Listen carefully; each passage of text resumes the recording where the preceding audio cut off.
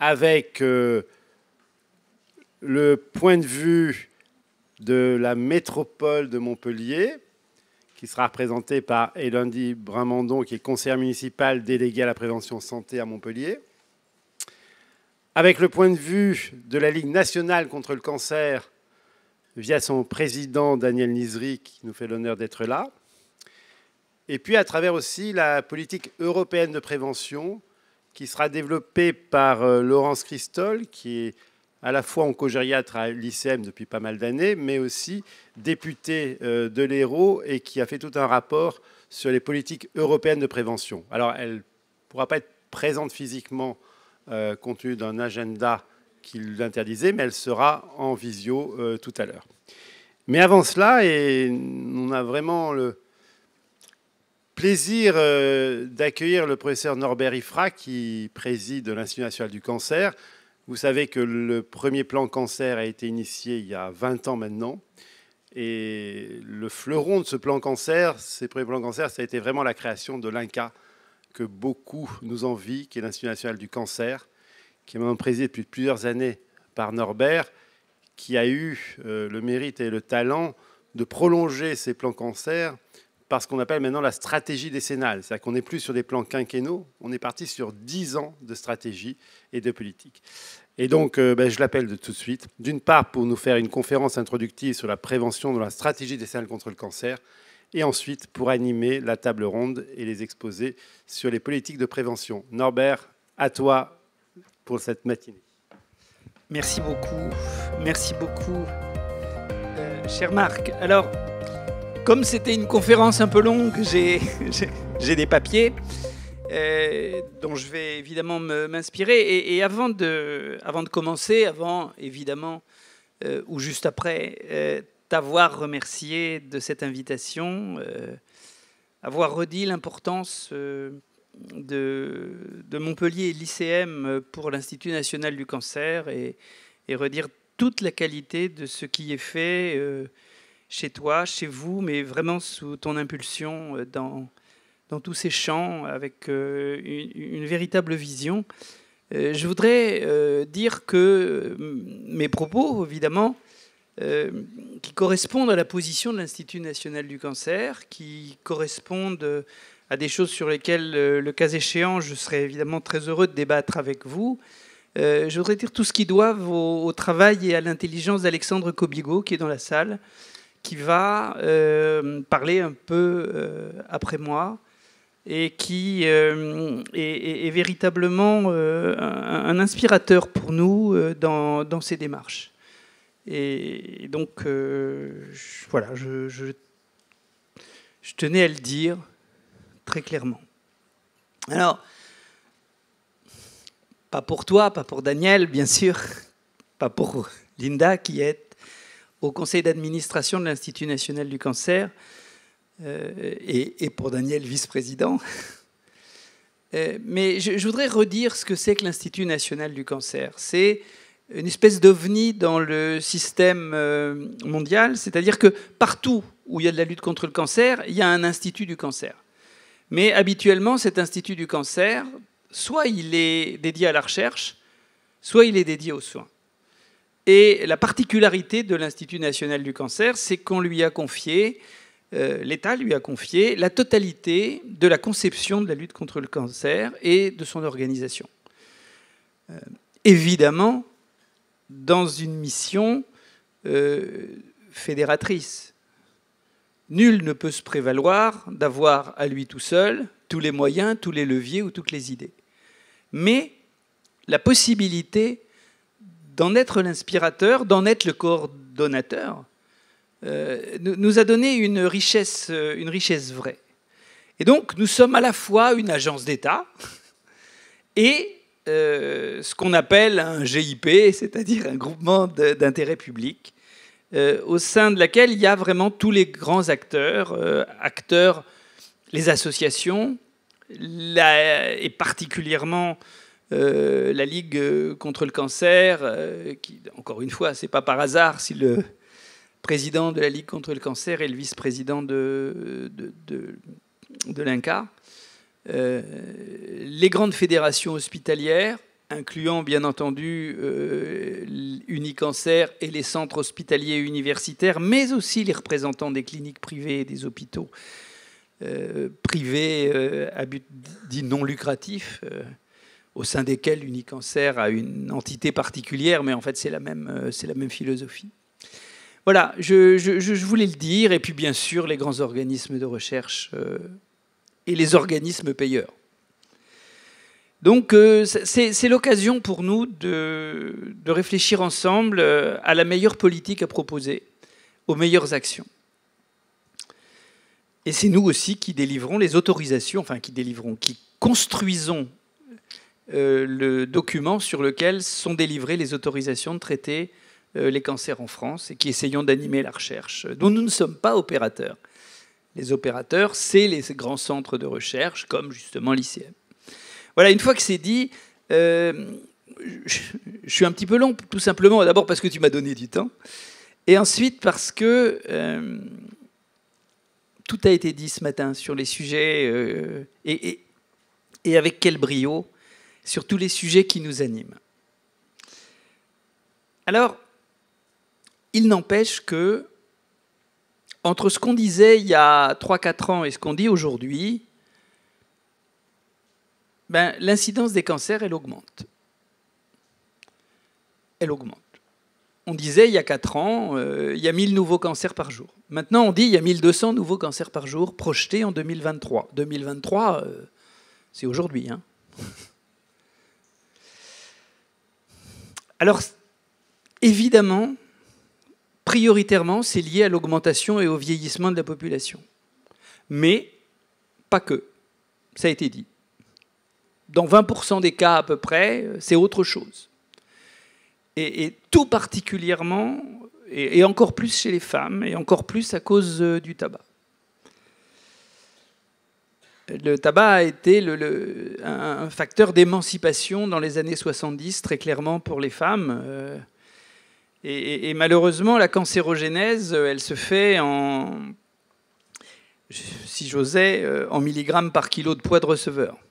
Et très clairement, le poids moyen de l'homme dans la société, en tant qu'individu, sur sa balance, est beaucoup plus élevé que celui des femmes. Donc la même quantité de tabac entraîne beaucoup plus de cancer chez les femmes que chez les hommes, c'est clair.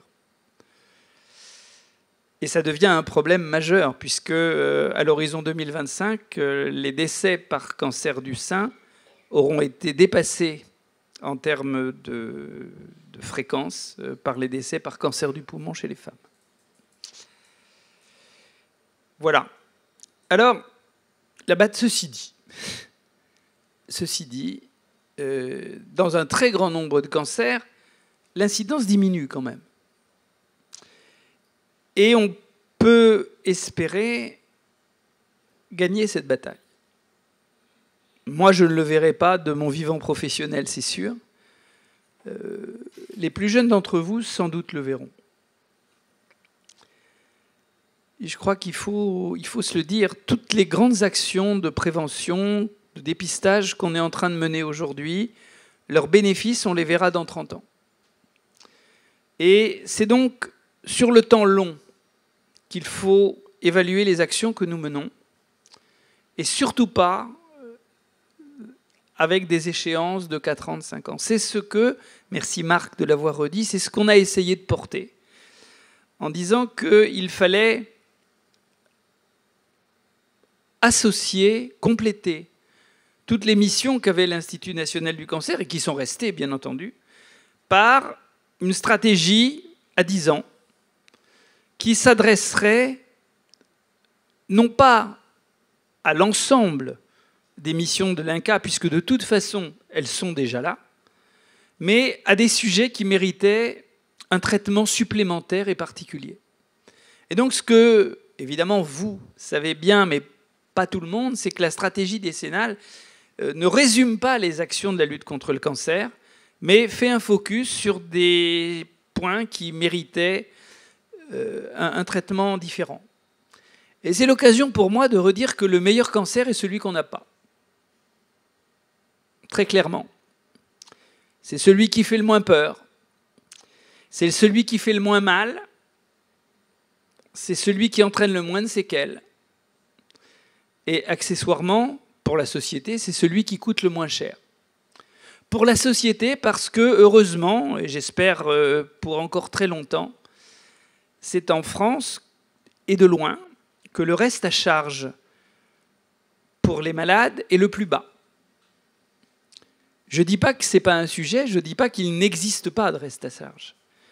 Je dis que la société s'est organisée en France pour que ce reste à charge reste dans l'infiniment petit. Vous savez qu'aux États-Unis, seuls sont soignés ceux qui ont eu les moyens de se payer une assurance privée qui est extrêmement chère ou se la faire payer par leur employeur, ce qui veut dire que ceux qui n'ont pas d'employeur, évidemment, ni ne peuvent se la payer à titre personnel parce qu'elle est extrêmement chère, ni n'en ont par l'employeur, soit à accepter, sous réserve qu'il y en ait, de rentrer dans un essai clinique qui a été décidé. Et alors là, on passe de l'essai clinique choisi à l'essai clinique subi, et les limites entre véritablement le choix et la cobayisation des individus méritent une réflexion sémantique intéressante.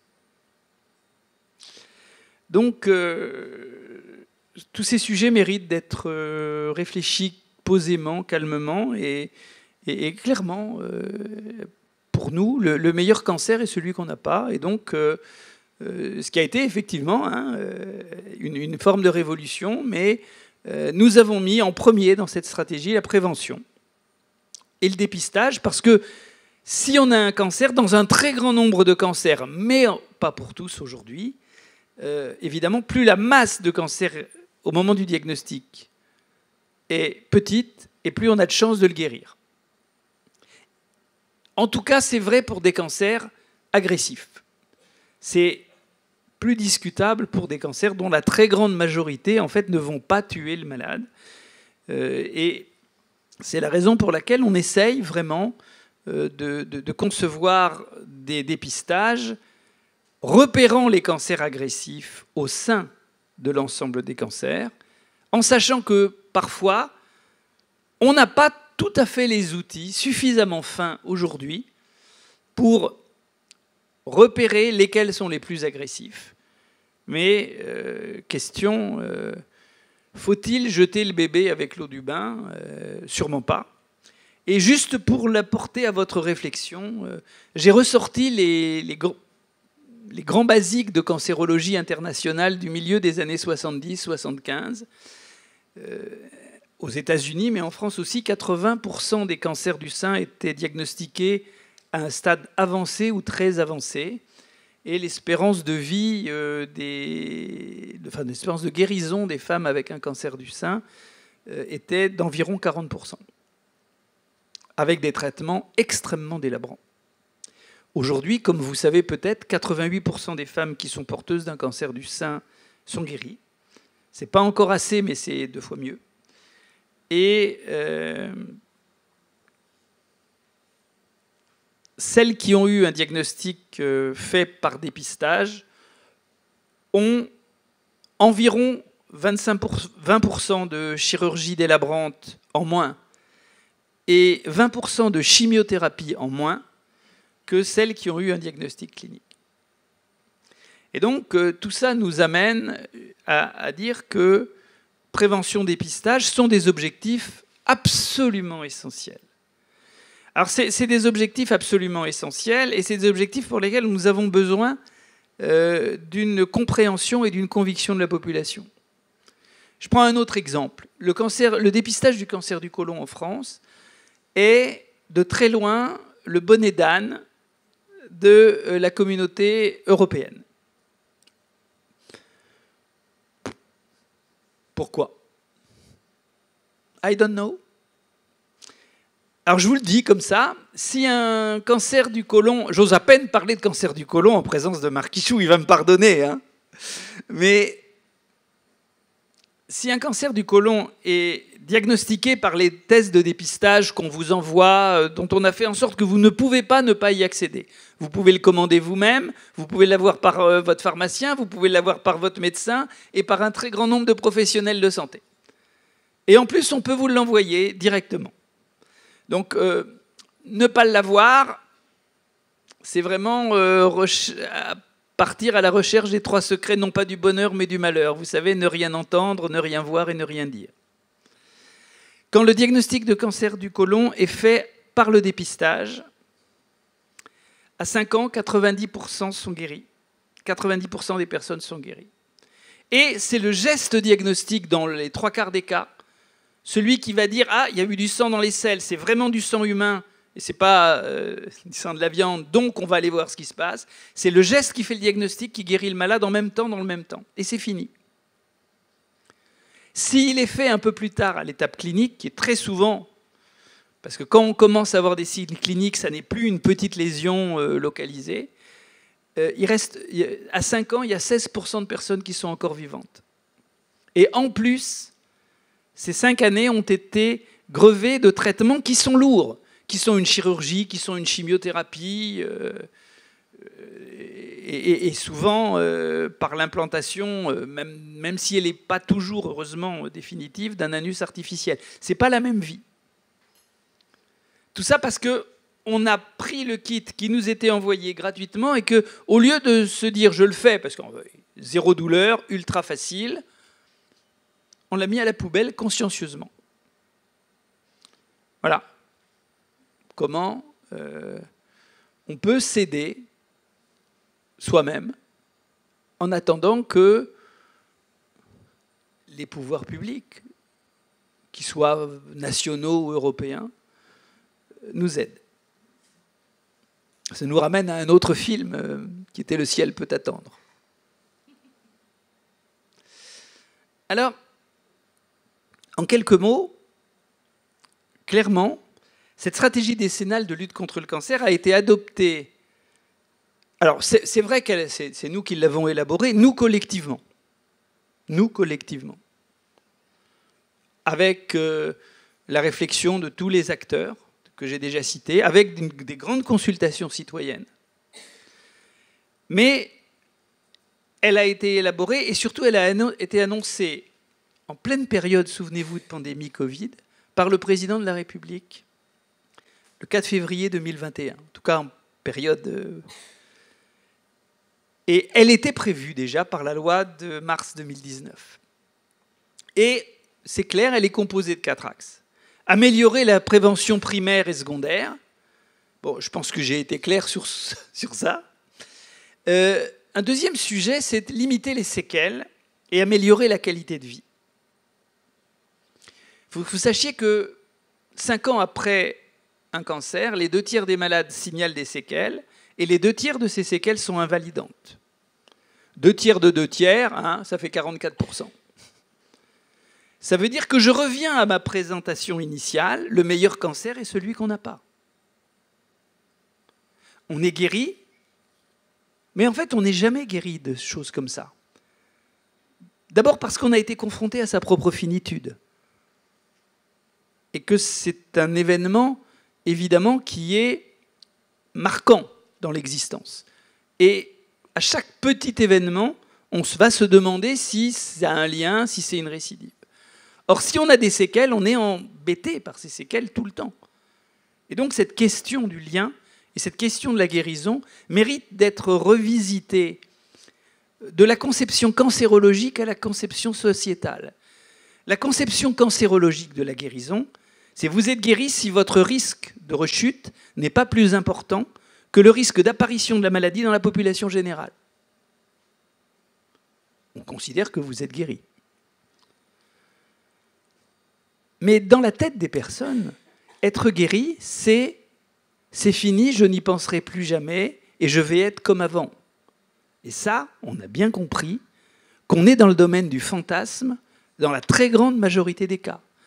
À cause de la maladie, à cause des traitements de la maladie, qui évidemment ont un coût physique. Je ne parle plus de l'argent là. Je parle du coût physique que ça représente. Et puis une troisième chose, c'est le coût psychique. Donc je répète, le meilleur cancer est celui qu'on n'a pas. Alors quand je suis arrivé à l'INCA en 2016 et que je disais ça, je peux vous dire que les gens m'ont regardé comme si je descendais de la Lune. Ils se sont dit, ah, tiens, on a touché un fou comme président.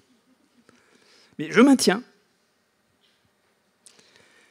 Après, c'est lutter contre les cancers des mauvais pronostics. Bon, très clairement, on gagne environ 1% de guérison par an dans tous les cancers depuis 25 ans. C'est pas mal. C'est pas mal, et pour un grand nombre d'entre eux, on entrevoit le moment où on va les guérir. Vous voyez, j'ai pris l'exemple du cancer du sein, avec les chiffres que je vous ai dit tout à l'heure. Mais il y a un certain nombre de cancers qui n'ont pas pris le train du progrès, clairement. Il ne s'agit pas de les énumérer, il s'agit de... On a parlé du pancréas. Il s'agit juste de dire que pour ces cancers-là, il faut un effort supplémentaire, encore plus marqué que celui qui demeure légitime pour ceux sur lesquels on est en train de gagner, mais lentement. Et puis, il y a un quatrième point qu'on a défendu, c'est qu'il faut que les progrès bénéficient à tous. Les riches comme les pauvres, les jeunes et très jeunes comme les vieux, et ceux qui sont sur le territoire comme ceux qui sont outre-mer. Or, les spectres des maladies ne sont pas toujours exactement les mêmes, et, il faut bien le comprendre, l'adhésion aux politiques publiques n'est pas exactement la même partout. Et les sujets même d'intérêt et l'incidence des cancers et des types de cancers n'est pas les mêmes partout.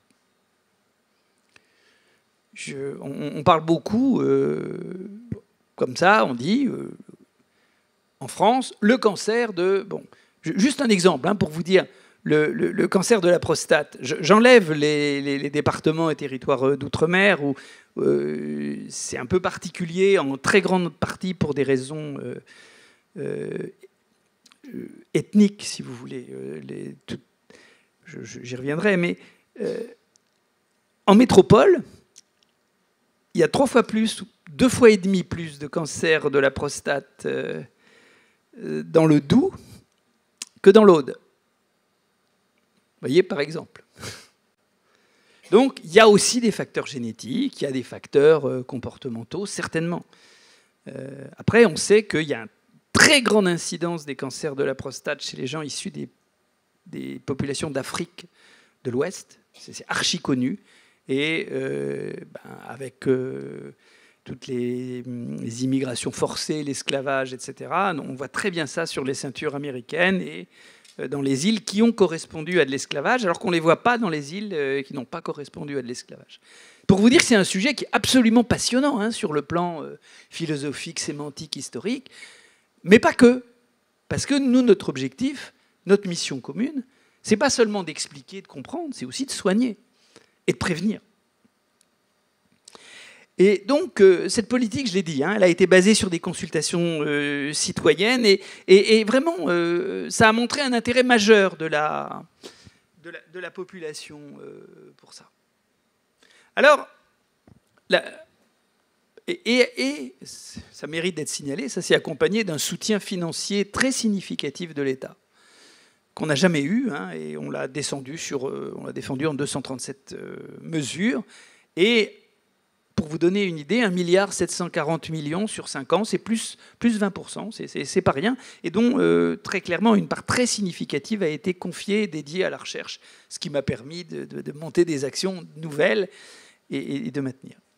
Donc si vous voulez, l'ambition très clairement, elle est de... Je vous passe sur les chiffres, parce que je vais vous les donner, ils sont écrits partout, et puis vous allez les oublier juste après que je les ai dit, donc on s'en fout. Mais par contre, renforcer la culture de la prévention en France, créer une société plus protectrice, conceptualiser un continuum de prévention, renforcer les approches intersectorielles, ça a été tellement bien dit, ça me gagne du temps. Ça a été mieux dit que je ne saurais jamais le dire. Et donc, nous, ce qu'on a souhaité ensemble, ça a été vraiment de concevoir une stratégie en prévention qui intègre tous les facteurs de risque, sans les réénumérer, tous les leviers d'action, et vraiment dénormaliser l'image du tabac, c'est très important. Parce que, vous savez, à chaque fois qu'on met 1 euro dans la communication contre le tabac, aujourd'hui, les industriels de la cigarette peuvent mettre 100 000 euros, pour vous donner une idée du poids respectif de nos communications. Donc évidemment, il faut qu'on agisse, non pas sur la publicité, mais sur l'intelligence de nos concitoyens et de nos édiles. Et sur ça, on a des raisons de construire et d'être confiants. Évidemment, régulation, fiscalité. Et puis tous les acteurs, ce n'est pas que les professionnels médicaux et du soin. Encore une fois, c'est le médico-social, c'est le social, c'est les collectivités, c'est les employeurs, c'est l'éducation nationale et c'est les associations. C'est beaucoup les associations, beaucoup. Alors pourquoi est-ce qu'on en fait une priorité? Eh bien tout simplement parce que c'est urgent. Vous avez vu les courbes d'augmentation. Vous avez vu le besoin de changer de paradigme. Besoin vraiment de se dire, la priorité, elle est là. Elle n'est pas à profiter du moindre entrefilet dans le moindre journal disant y a un papier qui a montré que tel médicament disponible en 15 comprimés sur le monde entier aurait fait guérir ces maladies incurables au Kazakhstan ou au Canada, pardon, parce que c'est en général invérifiable, et quand c'est vérifiable, c'est inaccessible, et quand c'est accessible, c'est à des prix démesurés et avec des ruptures de stock prévisibles. Alors pourquoi est-ce que la prévention n'est pas plus développée? Parce que ces effets se dévoilent sur le temps long, parce que ces comportements à risque sont complexes et difficiles à modifier, parce qu'il y a des freins organisationnels qui existent, des cultures du travail en silo. Et or, la prévention, elle appelle à la transversalité, au décloisonnement, à la coordination et à l'écoute mutuelle. Pic de la Mirandole, c'était au XVe siècle. Depuis cette époque, plus personne ne peut dire qu'il sait tout. Par contre, on a développé quand même des moyens d'échange des savoirs. Et puis parce que malheureusement, en France, alors c'est un médecin comme moi qui ai passé ma vie à soigner des malades professionnels, à soigner des malades, qui le dit, il y a une culture curative qui est très ancrée, trop ancrée. Trop ancrée. Il n'y a d'argent que pour soigner, et en fait, c'est du gaspillage. Évidemment qu'il faut soigner, mais surtout, il faut prévenir. Et donc, en France, la prévention, c'est le domaine pour lequel les marges de progression sont les plus importantes. C'est la stratégie la plus coût efficace. On dit en gros que 1 euro dépensé pour la prévention, ça engendre 4 euros d'économie, quoi. Et après, le dépistage sauve des vies. Vous avez vu, on n'arrête pas de parler d'HPV. Alors moi, en ce moment, comme très clairement, j'avais été à l'origine de la vaccination des garçons. Là aussi, la première fois où j'en ai parlé, on s'est dit, tiens, encore un fou. Et de la vaccination à l'école, qui démarre. Mais c'est juste pour dire que dans des pays qui sont très clairement en avance sur nous, comme l'Australie, comme les pays du nord de l'Europe, ils ont déjà démontré que dans 10 ans, ils auront éradiqué le cancer du col de l'utérus et tous les cancers liés au papillomavirus qui débordent de beaucoup le simple cancer du col de l'utérus, dont aussi il faut faire la peau aux concepts qui disent c'est un cancer qui n'est pas grave. Alors, vu par les hommes, c'est un cancer qui n'est pas grave parce qu'il touche les femmes. Mais c'est pas vrai du tout que c'est pas grave. C'est un cancer qui est invalidant, c'est un cancer qui aujourd'hui encore génère 1100 décès par an en France, et dans le monde, c'est le 4e cancer le plus fréquent. Alors donc, voilà. Je ne vois pas pourquoi nous ne ferions pas aussi bien et pourquoi nous n'éradiquerions pas ce cancer, sauf à imaginer que la souffrance des femmes et des hommes en France soit plus supportable qu'ailleurs. Je ne crois pas du tout ça. En tout cas, il faut agir à un niveau qui est structurel et pas à un niveau conjoncturel, et sur un panel large de déterminants de santé. Il faut agir sur, n'oubliez pas, sur des facteurs de risque communs à plusieurs cancers, mais aussi à plusieurs pathologies. On a parlé du tabac, c'est clair que le tabac, bien sûr, supprimer le tabac, c'est bien pour le cœur, mais c'est pour le cancer, mais c'est bien pour le cœur, c'est bien pour le diabète, c'est bien pour la santé mentale, etc. Donc, voilà. Pensez à la dimension polluante, pensiez, on en a parlé, à promouvoir une alimentation équilibrée, plus durable, une activité physique, lutter contre les UV, mais là ça commence à venir. Hein. Les gens, ils ont compris. Ça a mis du temps, mais malheureusement, on va mettre 30 ans, puisque la cancérogénèse, ça se fait en 30 ans, ça a été dit. On va mettre 30 ans à en voir les bénéfices vrais, majeurs, massifs. Mais il ne faut pas arrêter sous prétexte qu'ils ne sont pas arrivés à 10 ans. C'est l'histoire du gars, vous savez, qui saute du haut de l'Empire State Building, et puis vous entendez à mi-chemin quelqu'un qui l'entend passer, qui dit « pour l'instant ça va, pour l'instant ça va ». C'est la même chose à l'envers. Il ne faut surtout pas s'arrêter dans ce mouvement qui est salvateur à mi-chemin. C'est une faute contre l'esprit. Voilà. Et n'oubliez pas, je voudrais revenir sur, par exemple, des expérimentations qu'on a faites qui montrent qu'à l'école, si on veut s'en donner les moyens, c'est à badaud, on peut réduire, y compris dans les lycées professionnels où le tabagisme est de très loin le plus ancré, on a montré qu'on pouvait réduire de plus de 25% par une formation de façon durable le tabagisme. Donc rien de tout ça n'est une fatalité. La seule chose, c'est qu'ici comme ailleurs, l'enseignement, c'est du théâtre et de la répétition. Voilà. C'est le temps qui m'a empêché de parler de l'alcool, mais seulement le temps parce que c'est nous qui avons, avec Santé publique France, mené et financé tous ces travaux sur les mises à jour des normes. Hein. C'est pas plus de 2 verres par jour et pas tous les jours, moins de 10 doses par semaine, etc. Voilà, donc il y a évidemment agir sur les facteurs environnementaux et réglementaires, c'est vraiment important. C'est un travail de très longue haleine. Ma chance, parce que sinon j'aurais mangé beaucoup plus de temps, ma chance c'est que ça a été dit. Et encore une fois, et très bien. Et très bien.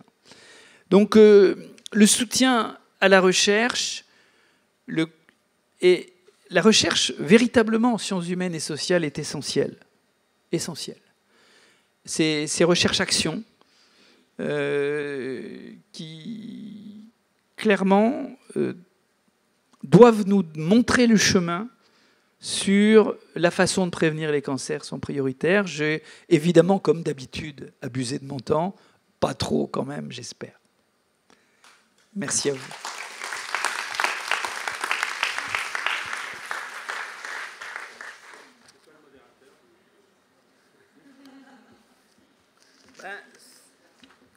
C'est une grande chance d'être modérateur, ça me permet d'appeler. ça me permet... alors, je ne sais pas, le terme est évidemment terriblement classique, mais je ne sais pas si modéré, modérateur sont les termes qui me caractérisent le mieux, mais tant pis, il faut assumer. Tant pis, il faut assumer. Donc, je vais appeler, mais elles le savent, elle ou il, mais les intervenants de la table ronde. Les intervenants de la table ronde, alors en l'occurrence Élodie Bramandon, conseillère municipale déléguée à la prévention santé, Daniel Nizri, que je ne présenterai pas, et donc on fera passer Laurence Christol.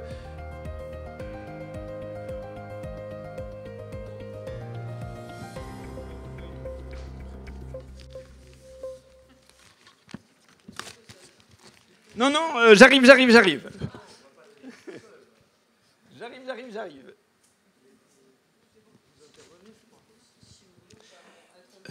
Ouais, ouais, très bien, très bien. Bonjour, je suis Élodie Bramandon, donc je suis élue sur les questions de santé, prévention et addiction.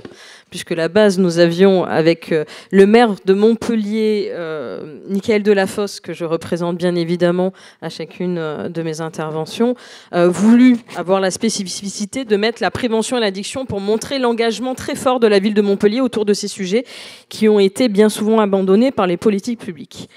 Pas vous, travailleurs de terrain, mais je parle bien des politiques publiques qui parfois n'ont pas été assez engagées sur ces sujets-là. Pour faire une introduction, je vous rejoins, professeur Ifra, la nécessaire transversalité. La nécessaire transversalité. À Montpellier, je crois que j'ai envie de rendre hommage aussi à pas mal de mes collègues élus, parce que nous travaillons ensemble sur l'amélioration des pratiques et sur ce qu'on fait sur le territoire dans le but d'évitement de pathologies, quelles qu'elles soient, mais notamment au niveau des cancers. Une meilleure alimentation, on peut parler de tout bio, local, mais aussi avec un repas végétarien, donc pour avoir cette notion de meilleure qualité, du mieux manger, d'apprendre. Quelque chose un peu de pédagogique, de dire moins de viande à l'école, aussi afficher, cet affichage est important.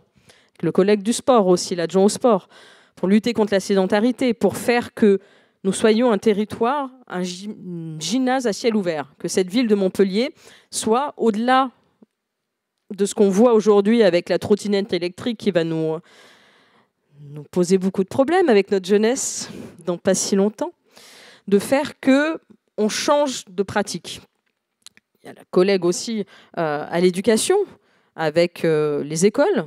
J'ai parlé de l'alimentation, mais au-delà de ça, de la stratégie d'impliquer l'enfant dans ce changement de comportement. De comment on fait pour déjà l'éveiller à être plus affirmé dans sa santé et de le faire monter en compétence dans ses prises en charge de santé.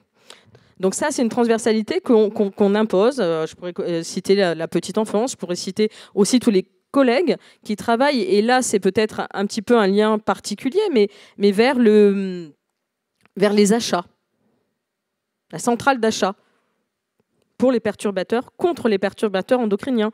Comment on fait pour appliquer aussi meilleurs enjeux au sein de nos achats publics et bien sûr l'urbanisme.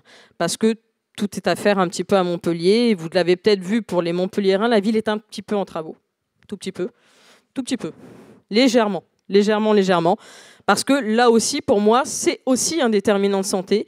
C'est aussi ce qui va faire changer de paradigme et faire monter en compétence cette gratuité des transports en commun, qui va permettre aussi d'avoir une vision différente de ce qu'est se mouvoir dans la ville et donc profiter autrement que par une trottinette électrique, que par une voiture. Voilà, c'est de changer cela.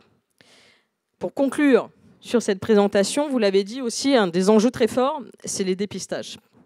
Le dépistage, et là, on a eu une politique très volontariste avec la mise en place de l'unité mobile de prévention. Les partenaires, il y en a ici quelques-uns, j'ai vu le CRCDC, j'ai vu la Ligue, il y a bien sûr l'ICM avec Epidor, pour aller à la rencontre de terrain et vers les populations qui sont le plus éloignées du système de soins ou même de l'accès à l'information. On parle vulgairement des quartiers politiques de la ville, mais simplement des personnes qui, dans leur vie, ont d'autres urgences que prendre soin d'eux. Comment on fait pour aller à leur rencontre, pour être sur leur parcours de vie, pour leur transmettre une sensibilisation, mais aussi pour leur offrir l'accès au dépistage.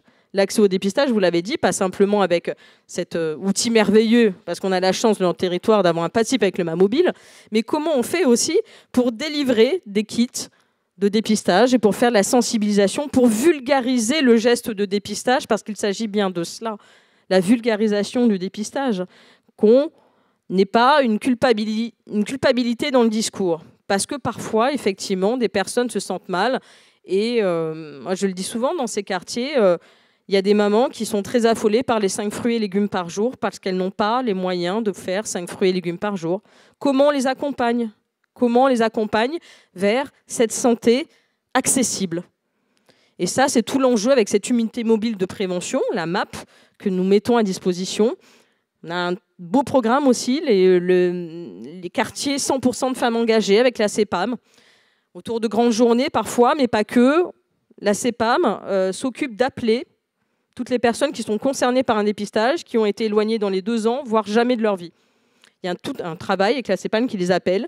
Nous, on coordonne l'action de terrain, on fait venir beaucoup de partenaires pour avoir une journée dépistage et sensibilisation sur l'ensemble des cancers. Puisqu'on s'est aperçu aussi dans ces quartiers, que le cancer du sein, par exemple, avec tout ce qu'on faisait autour d'Octobre Rose, c'était plutôt entendu. C'était plutôt entendu, en tout cas, le dépistage, les zones à risque. Mais par contre, cancer du col de l'utérus, très tabou. Le cancer du côlon, n'en parlons pas. Je ne vais quand même pas relever mon caca. Clairement, je l'ai entendu. Donc, comment on fait pour accompagner, pour déculpabiliser, pour être présent? Ce que je voulais dire, c'est ça, c'est la collectivité. On l'entend souvent, n'a pas compétence à agir en matière de santé, c'est pas vrai. Le bien-être, nous avons une compétence, nous avons un devoir légitime à agir. Donc, c'est d'occuper, c'est d'être aux côtés des partenaires. l'ICM a 100 ans, donc on va suivre les 100 prochaines années. Ils ne seront pas à moins d'un miracle. Donc c'est accompagner, être là présent au quotidien, et c'est être innovant. On a aussi un programme qui s'appelle Montpellier Santé Orale, pour être territoire exemplaire en santé orale. Et on voit un lien aussi avec les cancers ORL. Et ce qu'on peut développer aussi sur la prise en charge au-delà de ce qu'on appelle le bucco-dentaire. Parce que trop souvent dans les écoles, on n'entend que le bucco-dentaire.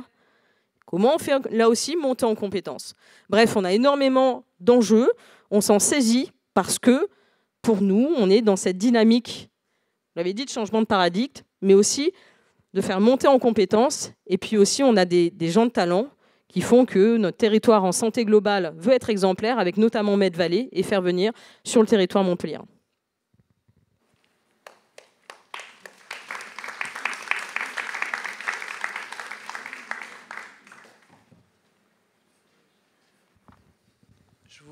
Je vous remercie. On est dans une table ronde avant de passer aux interventions à venir. Évidemment, je souscris à ce que vous avez dit. Je pense qu'il y a un temps qui est intéressant aussi, qui est le temps d'évaluation de ce qu'on fait. Je le dis parce que, même si c'est politiquement très incorrect, j'ai été enseignant universitaire pendant 40 ans, et pendant 40 ans, j'ai vu des réformes qui changeaient sur les modes de formation, sans jamais que la précédente ait été évaluée. Jamais. Donc, je ne dis pas d'ailleurs que finalement, ces réformes n'ont pas été globalement dans le bon sens. Mais c'est dommage parfois de jeter le bébé avec l'eau du bain, parce que dans ce qu'on abandonne, tout n'était pas forcément mauvais. Et je me demande si il n'y a pas un intérêt à se mettre tranquillement en situation de concevoir une évaluation de ce qu'on fait. Non pas pour, d'ailleurs, pas sur les sujets que vous avez décrits, parce que cela, je ne veux pas dire que c'est une évidence, parce que le travail des autres ne se voit jamais, sauf quand on a à le faire. Mais les objectifs, ils sont clairs. Et ce qui est admirable, c'est de les empoigner, en fait. C'est d'y aller, quoi. Mais je me demande si, collectivement, ça ne vaut pas le coup, pour vous, collectivité locale, en groupe de collectivités locales, vous mettre en situation, éventuellement, d'évaluer, non pas tant pour dire ça n'est pas important, mais pour prioriser. Parce que même vous, surtout maintenant, n'avez pas forcément tous les moyens que vous voudriez. Et prioriser, ça peut être intéressant. Ça ne veut pas dire ne prendre que le gros, parce que, évidemment, les cancers rares, la foultitude de cancers rares fait qu'à eux, tous réunis, ils représentent plus d'un tiers des cancers. Mais par contre, prioriser telle ou telle action, ou voir. Et c'est pour ça qu'avec l'Institut, on avait essayé justement de travailler avec vous collectivement, voire vous enrichir de vos expériences personnelles, quoi. C'est une question. Vous avez entièrement raison sur l'évaluation, et pour interroger si nos politiques publiques sont toujours dans le juste, ou pour voir à quel moment on ajuste. Dans le cas du contrat local de santé, on était quand même assez mauvais élèves à Montpellier, parce que nous avons signé l'an dernier le premier contrat local de santé, c'est dire à quel point nous étions en retard. Nous allons créer bientôt, d'ailleurs, ce collectif Prévention Cancer. C'est pour que État, collectivités, l'ensemble des parties prenantes, les chercheurs aussi, soient autour de la table et définissent les priorités, priorisent. Mais au-delà de ça aussi, aillent chercher sur la recherche. Quand je vous parlais aussi du Montpellier Santé Orale, il y a apparemment des alertes, donc ça demande à être vu. On va aller voir avec le docteur Nicolas Giraudot, qui est très impliqué sur le territoire, d'aller voir si on va financer, ou en tout cas trouver des fonds pour financer une recherche autour du cancer de la bouche et d'un lien avec la consommation de shit. Pas d'herbe, mais de shit. A priori, il y a quelques alertes de ses collègues dentistes.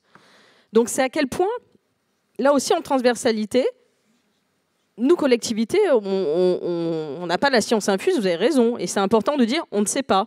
Donc on va chercher sur qui c'est. Mais par contre, ce qu'on peut savoir, c'est comment on coordonne et comment on ajuste et comment, finalement, on a pu se tromper sur certaines choses et revenir dans l'ajustement. Et l'évaluation, elle est nécessaire à cela. Une politique publique, elle ne doit pas être ancrée dans le marbre, surtout sur les questions de santé et de prévention. La prévention, elle bouge. L'allée vers, il y a encore quelques temps, personne n'en parlait. C'est pour ça qu'aujourd'hui, cette stratégie d'aller porter la parole vers ceux qui ne l'entendent pas, parce qu'il y a aussi... Il faut s'adapter au territoire. Il y a aussi des personnes qui ne maîtrisent pas notre langue et qui, pour autant, sont très concernées parce que très éloignées des grandes campagnes de sensibilisation qui ont fait leurs preuves. Donc tout ça, ça se coordonne et c'est tout l'enjeu aussi au sein du contrat local de santé. Et demain, des clubs, des collectivités, mais ça, je ne veux pas spolier. Merci. Je vais maintenant passer la parole au professeur Daniel Nizri, président de la Ligue nationale de la Ligue contre le cancer. Merci. Donc rebonjour à tous, très heureux, et c'est pas une litote, d'être présent à l'occasion de l'anniversaire de l'Institut de cancérologie de Montpellier. C'est pas n'importe quel anniversaire, un centenaire. Je sais ce que c'est puisque la Ligue a fêté son centenaire il y a quelque temps et vous nous aviez fait, pour beaucoup d'entre vous, l'amitié d'être présents. Comme c'était prévu, j'avais préparé un petit topo de 15 minutes et je suis très content que finalement nous nous organisions en table ronde parce que énormément de choses qui ont été dites ce matin, je les aurais redits et donc ça me semble parfaitement inutile. Je profite donc pour dire que, à titre personnel et au nom de la Ligue, j'adhère à tout ce qui a été dit. Pour vous parler et pour introduire éventuellement quelques mots sur la place de la Ligue contre le cancer dans la politique de prévention des cancers, il faut que je rappelle à ceux qui ne connaissent pas bien la Ligue, alors bien sûr, ça ne concerne pas les ligueurs de l'Hérault et du Gard présents, mais je me suis aperçu dans tous les contacts que j'ai régulièrement, et quel que soit le niveau de ces contacts, y compris au niveau des plus hautes autorités de l'État, que finalement le nom de Ligue nationale contre le cancer est connu, qu'en gros, pas grand monde sait ce que fait la Ligue, et que nous sommes principalement connus comme étant une belle tirelire bien remplie pour financer la recherche. Ça, tout le monde le sait, mais sinon, c'est beaucoup plus flou. Alors la Ligue, c'est une association de bénévoles qui s'organisent pour contribuer à la lutte contre le cancer. Beaucoup connaissent la maladie. Il peut s'agir d'anciens patients, d'anciens soignants, parfois les deux, et souvent des aidants. Et cette organisation, c'est 104 structures indépendantes, 103 comités départementaux, donc 2 sont présents avec nous aujourd'hui, et puis le siège, qui essaye de coordonner, d'animer, de soutenir tous ces comités, c'est notre mission. Et cette organisation nous permet de décliner toutes nos missions et pas seulement la recherche. Alors certains d'entre vous connaissent également notre mission d'accompagnement des personnes malades et de leurs proches, et nous connaissent en particulier par le financement des soins de support, qui est pour beaucoup de comités une action importante, et pour les comités et la Ligue nationale, un poids financier très important. J'en dirai un mot tout à l'heure. Et puis, les commissions sociales, c'est-à-dire que tous nos comités, en fonction de leurs moyens, se réunissent au minimum une fois par mois pour soutenir les familles qui, en raison de la maladie, ont de véritables problèmes et qui ne sont pas qu'existentiels. Le logement, le caddie qu'il faut remplir, même au-delà du 17 du mois. Donc c'est vraiment très important. Mes deux missions sont dans l'axe, ce dont nous parlons aujourd'hui. C'est tout d'abord la mission de promotion de la santé, de la prévention et des dépistages. Et puis, malheureusement, le plaidoyer. Je vous dirai pourquoi, malheureusement, le plaidoyer. Et nous faisons tout ça grâce à 11 000 bénévoles, dont certains prennent le risque de se faire élire, mais on leur explique qu'en général, ça ne prend que quelques heures dans la semaine. J'aurais pas dû croire. Plus de 600 salariés et 450 représentants des usagers dans tous les établissements et naturellement à Unicancer. Et nous sommes soutenus, mais j'insiste, nous sommes soutenus financièrement par plus de 600 000 donateurs qui représentent par leurs dons 95% de nos moyens financiers, ce qui nous donne une indépendance totale. Nous n'avons qu'un seul commanditaire, je n'ai qu'un seul commanditaire, c'est très reposant, que la population. Alors effectivement, j'ai la chance aussi d'avoir des relations de très grande proximité, tant institutionnelles que personnelles, avec le président de l'agence d'État, dont nous sommes l'un des fondateurs, si je ne dis pas d'ânerie. Alors, nos actions en prévention se déclinent sur tous les niveaux territoriaux. Ils se déclinent au niveau de toutes les collectivités territoriales, à commencer bien évidemment par les communes et les communautés de communes. Je vais y revenir, c'est très important, mais ça se décline également au niveau régional et au niveau national. Pourquoi c'est important ?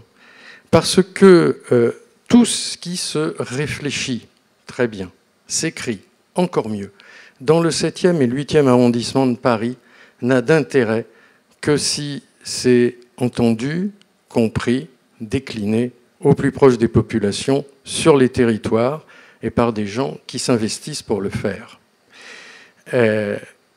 On pourrait multiplier les exemples à l'appui de ce que je viens de dire.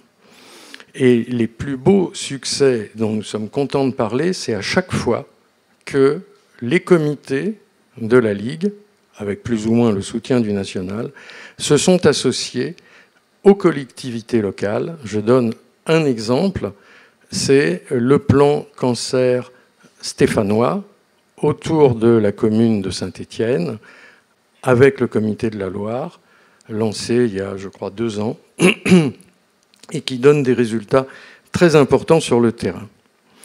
Alors, quelques exemples, juste pour donner l'orientation. On a parlé du tabac, les espaces sans tabac. Nous faisons la promotion d'espaces sans tabac autour des établissements scolaires, des jardins d'enfants, des structures de personnes âgées. Nous le faisons, et nous ne pouvons pas le faire seuls, nous le faisons avec les collectivités. C'est eux qui peuvent éventuellement prendre des arrêtés qui permettent de le faire. 36 000 communes, je crois, madame, en France, oui. 7 000 espaces sans tabac. Voilà, on se rend compte quand même qu'on est loin du compte. 7 000 espaces sans tabac, avec certains départements qui en ont plus de 300. Ça veut dire que la généralisation de ce dispositif, je ne reviendrai pas sur tout ce qui a été expliqué, et qui contribue à la dénormalisation du tabac, à la protection contre le tabagisme passif de nos gamins ou de nos aînés, a du mal à passer. Et encore une fois, ce n'est pas une critique, c'est un regret, parce que je comprends très bien les difficultés qu'il peut y avoir dans certaines municipalités. Et donc, juste, j'explique. J'ai été reçu par un ministre chargé de la santé et de la prévention, à qui j'ai proposé un modèle, naturellement perfectible, de décret de généralisation des espaces sans tabac. C'est il n'y a pas très longtemps. J'ai été renvoyé à mes chères études au motif qu'il faut, dans le cadre de la décentralisation, laisser à chaque collectivité sa capacité à faire. Voilà.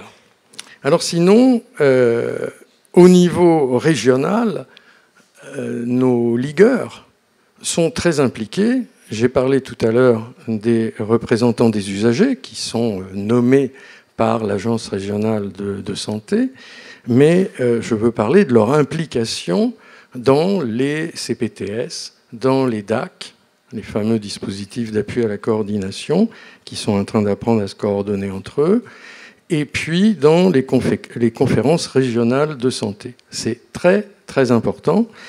Ils portent la voix des personnes malades. Et puis, au niveau national, je vous ai dit tout à l'heure, c'est un peu dommage, mais toutes les choses évidentes qui ont été présentées ce matin, qui devraient être entendues et comprises de tout le monde, finalement nécessitent en permanence qu'on retourne régulièrement répéter. Alors je crois que c'est Norbert qui a rappelé qu'enseigner, c'est répéter. Donc nous répétons beaucoup, mais on ne doit pas être de bons enseignants. Et donc nous essayons de faire passer des messages très précis sur tout ce que l'on peut faire. Et franchement, juste un mot sur les dépistages. Mes amis ligueurs vont regretter que je ne développe pas plus tout ce qu'ils font, mais ils font énormément de choses. Mais moi, il me revient de regarder si tout ce qu'ils font, qui consomme du temps humain, qui consomme des sous, a une efficacité. Et donc, je lis les résultats d'adhésion. Par exemple, on est Octobre Rose dans quelques jours. L'adhésion des femmes au dépistage organisé du cancer du sein. Et dans le département dont je suis resté le président du comité, en Seine-Saint-Denis, je peux vous dire que nous n'avons jamais été au niveau national qui flirtait avec les 50%. Nous sommes tombés à 27, nous remontons difficilement à 30, 35, et on ne sait pas comment on va faire. Donc c'est un véritable sujet. Et enfin, au niveau européen, avec notre partenariat avec un certain nombre d'élus, avec un certain nombre de commissions sur des sujets. Et à cet instant-là, je souhaite simplement rappeler le nom et le décès de Véronique Trier-Lenoir, parlementaire européenne, qui a été une proche pour beaucoup d'entre nous, et qui avait comme ambition la construction d'une véritable Europe de la santé, et qui a soutenu récemment, avec une très grande fermeté, et heureusement qu'elle était là, notre position contre les nitrites au moment d'un vote au Parlement européen. Enfin, et j'en aurais terminé, j'aurais juste dire quelque chose. Lorsque j'ai pris mes fonctions en 2021, c'était pendant... on sortait un peu du Covid. Il y avait donc une ambiance particulière, et il y a des chiffres que tout le monde avait en tête. 40% des gens qui sont rentrés à l'hôpital, puis en soins intensifs, puis en réa, puis en direction du cimetière, vous vous rappelez qu'on est autour des 200 000, étaient des gens qui présentaient un surpoids et de l'obésité. Et lorsqu'on a analysé ces chiffres, on s'est aperçu qu'ils étaient en très grande majorité issus de milieux défavorisés. Alors, milieux défavorisés, ça veut dire quoi ? Eh bien, ce n'est pas seulement les précaires, qui sont quand même 2 millions, ce n'est pas seulement les pauvres et les travailleurs pauvres, c'est-à-dire plus de 3 millions, on est déjà à 5, c'est les 15 millions de personnes qui sont en situation de fragilité, d'équilibre permanent, et que la maladie et tous les autres accidents de la vie vont déstabiliser. On est donc au total à 20 millions sur 66 millions d'habitants. Si ça, c'est pas une cause nationale, moi, je comprends pas. Et par conséquent, à la fois avec ma mémoire de président du comité de Seine-Saint-Denis, je n'ai pas à rappeler les problématiques de la Seine-Saint-Denis, ni avec ce constat, j'ai proposé à mes pairs, lorsqu'ils m'ont élu, d'accepter mon fil rouge, qui est celui de la réduction des inégalités.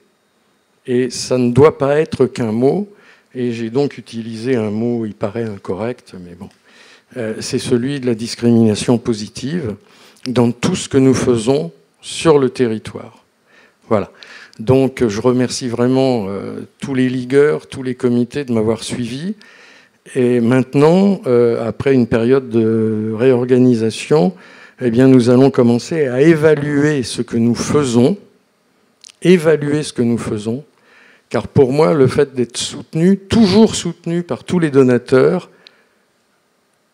eh bien, quelque part, ça nous oblige, ça m'oblige, et je dois pouvoir prouver qu'on utilise bien les euros qu'ils ne mettent pas dans leur caddie, mais qu'ils nous confient pour les aider.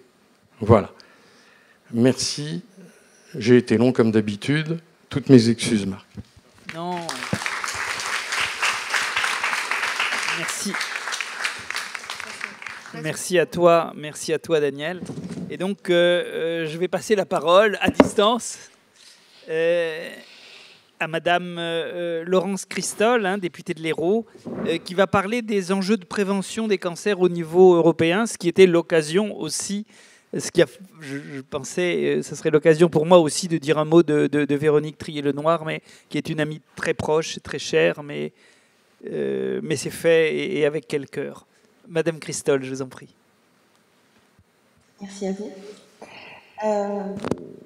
Tout d'abord, je vous prie de m'excuser par distance, c'est toujours un peu délicat. J'aurais vraiment énormément apprécié être présente sur place, mais le programme parlementaire a déjà bien commencé. J'étais notamment hier, et c'est le sujet aussi de l'intervention, à Strasbourg pour le discours de l'Union d'Ursula von der Leyen. Et notamment, j'attendais aussi des annonces sur la santé, mais je vous en reparlerai. Donc, je vais peut-être me répéter, et le professeur Nizri, vous l'avez dit récemment, il y a quelques minutes, répétons-nous, mais oui, au niveau de l'échelle européenne, nous avons une politique que nous devons promouvoir, et je voudrais repartir sur quelques chiffres et disparités, et les interventions que j'ai bien entendues, Madame Bramandon, professeur Nizri, je vous ai écouté, reprennent énormément de vos propos. Donc, on est vraiment sur la même longueur d'onde. Donc, déjà, contre quelques chiffres de disparité, la Commission européenne estime aujourd'hui qu'il y a 2,7 millions de diagnostics de nouveaux cas de cancer dans l'Union, chiffre de 2020, et 1,3 million de décès liés. Si nous ne faisons rien, si nous n'avons pas une politique de prévention qui va être mise en place de façon beaucoup plus intensive, on pourra estimer à plus de 4,3 millions de cas en 2035. Ce sera alors la première cause de décès prématurés dans l'Union européenne. Or, aujourd'hui, on est bien tous conscients, un tiers des cas pourraient être guéris en étant détectés à temps, traités correctement, et plus d'un tiers pourraient être évités avec des mesures de santé publique d'ampleur. Ce constat global cache des nombreuses disparités entre les 27 États membres, pas uniquement au niveau de notre pays, de notre territoire ou de l'Hérault, mais effectivement dans tous les États de l'Union européenne. C'est une hétérogénéité de contexte, de facteurs de risque, de systèmes de soins et de priorisation aussi des systèmes de soins. Aujourd'hui, certains pays de l'Est ont des taux de mortalité, tout cancer confondu, parmi les plus élevés. On a des facteurs de risque qui différencient d'un pays à l'autre. Par exemple, la consommation de tabac concerne 18% des fumeurs en Europe, simplement 10% dans les pays du Nord. L'obésité, vous en avez parlé, c'est 16% de la population générale, ils sont 10% en Roumanie et 30% à Malte. Et cela concerne également les dépistages. On sait très bien qu'entre le Danemark ou la Bulgarie, il y a un nombre énorme de différences entre le dépistage du cancer colorectal, vous en avez parlé tout à l'heure, puisqu'on évalue à peu près à 20% les Danois, les hommes danois qui effectuent le test et plus de 90% des Bulgares. Donc on voit qu'il y a vraiment une inégalité territoriale et qui est inacceptable. Cette disparité se retrouve également dans le genre, entre femmes et hommes. Il y a beaucoup plus d'hommes au niveau du taux de mortalité, mais également au niveau d'éducation et de revenus. Or, aujourd'hui, 50% des décès pourraient être évités par rapport donc, aux facteurs de risque qui sont connus. Je voudrais revenir sur ce que vous avez dit précédemment sur la pandémie. Il faut savoir aussi qu'on a pris énormément de retard lors de l'épidémie de Covid, puisqu'à l'époque, en raison de toutes les politiques qui ont été mises en place, on a perdu environ 100 millions de tests de dépistage à l'échelle européenne qui n'ont pas été réalisés. Et bien entendu, c'est aussi une des raisons qui va expliquer en partie l'augmentation exponentielle des cas qui sont prochainement évoqués. Donc historiquement, l'Europe de la santé, jusqu'à la crise Covid 2020, même 2021, la santé a été considérée comme une compétence nationale et non pas européenne. Et c'est bien avec le traité sur le fonctionnement de l'Union européenne en 2009 que la compétence a été précisée. Ça a été effectivement devenu des actions pour appuyer, coordonner et compléter l'action des États membres dans le domaine de la protection et de l'amélioration de la santé humaine. Et c'est ce qui a été proposé à être mis en place de façon assez transversale dans toutes les politiques. Et c'était déjà, il y a plus de 3 ans, les premiers éléments sur l'élaboration d'une seule santé One Health. En fait, l'Europe de la santé s'était avant tout construite sur les fondamentaux du marché intérieur et de la libre circulation. Or, dans un avis du CESE en 2022, il y avait 4 défis qui étaient évalués pour la politique de la santé. D'abord, un défi politique. Il a fallu quand même attendre 2021 pour que la santé soit citée comme une priorité par la présidente de la Commission européenne, Ursula von der Leyen. Hier, elle en a effectivement parlé, mais elle n'a pas évoqué de façon plus plus étendue les politiques qu'elle souhaitait prioriser. Il y a un défi de gouvernance parce qu'on n'a pas d'instance ou de personnalité identifiée qui porte l'Europe de la santé. Et en plus, on a une multiplicité d'agences en silo et ça perturbe le débat et la réflexion. Il y a un défi de santé publique parce que c'est vraiment à l'échelle européenne qu'on peut traiter les principaux déterminants de la santé, les pollutions de l'air, de l'eau, des métaux, les perturbateurs endocriniens. Et en dehors de la politique du plan cancer, il y a peu de politiques de prévention qui ont été mises en place jusqu'à présent. Et il y a un défi de recherche. Et effectivement, dans le cadre de One Health, dans le cadre de l'espace européen des données de santé, il y a quand même des moyens qui sont actuellement mobilisés, même s'ils restent faibles. Enfin, il faut ajouter un paramètre financier. Aujourd'hui, enfin, la politique de prévention ne représente que 100 millions d'euros par an aux économies de l'Union européenne. Donc on est vraiment sous-doté, même si on peut tout à fait noter que ça a été multiplié par 10 entre la période 2021-2027. Aujourd'hui, on se retrouve à plus de 5 milliards d'euros. Donc une augmentation qui est certes énorme par rapport au passif, mais qui est largement sous-dotée par rapport aux actions qui doivent être réalisées.